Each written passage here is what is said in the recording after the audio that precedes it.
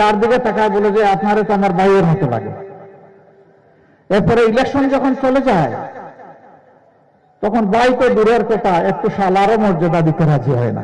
ইলেকশনের সময় আইসা উন্নয়নের একদম গঙ্গা পদ্মা তারপরে সুরমা কুশিয়ারা বয়ে দেয়। কয় নদীর কথা বললাম না, কারণ এটা মাঝে মাঝে রাগ করে। কিন্তু যখন ইলেকশন চলে যায় তখন আর খুঁজে পাওয়া যায় না। একবার এক শান্ত পথিক চৈত্র মাসের দিনে দীর্ঘ মাঠ পাড়ি দিয়ে এসেছে। হাঁপাতে হাঁপাতে এক জনপ্রতিনিধির বাড়িতে উঠেছে। উঠে বলে, সাহেব, আমার তো পিপাসায় ছাতি ফেটে যায়, আমাকে কিছু পান করতে দেন। তিনি তার কাজের সহযোগীকে বললেন, তাড়াতাড়ি যাও, তার জন্য কিছু পানীয় নিয়ে আস। ওই বেচারা এক জগ ভর্তি পানি আর একটা গ্লাস এনে সামনে দিয়ে বলে যে আপনি পান করেন। এখন সে পান করে না।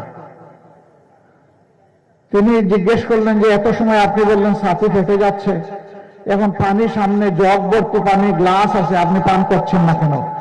তো স্যার, এত বড় মাঠ পাড়ি দিয়ে চৈত্র মাসে আসি এই পানি পান করার জন্য। তাইলে কোন পানি পান করতে আসছেন? ওই যে ইলেকশনের সময় যে আমাকে পান করাইছিলেন, যে পানি ফুস করে উঠেছিল, এই পানি খাইতে হলে আরো 5 বছর অপেক্ষা করা লাগে। বুঝতে পারছেন বিষয়টা? ওই 5 বছরে একবার ফুস করে পানি খাওয়ায়, ফান্টা, স্প্রাইট, এই ধরনের কোক যেগুলো আছে এগুলো খাওয়ায়। ওই সময় বলে যে যার দিকে তাকায় বলে যে আপনারে তো আমার ভাইয়ের মতো লাগে। এরপরে ইলেকশন যখন চলে যায় তখন ভাই তো দূরের কথা, একটু শালারও মর্যাদা দিতে রাজি হয় না। জনগণের সম্পদ তারা যুগ যুগ ধরে লুণ্ঠন করে নিয়ে গেছেন। আপনারা জানেন গত 15.5 বছরে কমপক্ষে 28 লক্ষ কোটি টাকা বাংলাদেশ থেকে বিদেশে পাচার হয়েছে। এই টাকাগুলা কার? 18 কোটি মানুষের। রাস্তায় যিনি ভিক্ষা করেন এই টাকাতে তার অংশ আছে। আজকের জন্ম নেওয়া শিশুর অংশ আছে।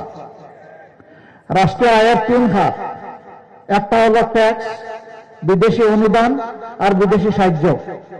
এই 3টা মিলে রাষ্ট্রের তহবিল গঠন হয়। এই 3টাতে সমস্ত মানুষ শরিক।